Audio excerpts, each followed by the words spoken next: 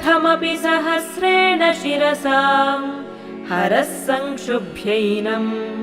भजति भसितो धूलनविधिम् अविद्यानामन्तस्तिमिरमिहिरद्वीपनगरे जडानां चैतन्यस्तबकमकरन्दश्रुतिझरी दरिद्राणां चिन्तामणिगुणनिका जन्मजलधौ निमग्नानां दंष्ट्रा मुररिपुवराहस्य भवति त्वदन्यः पाणिभ्याम् अभयवरदो दैवतगणः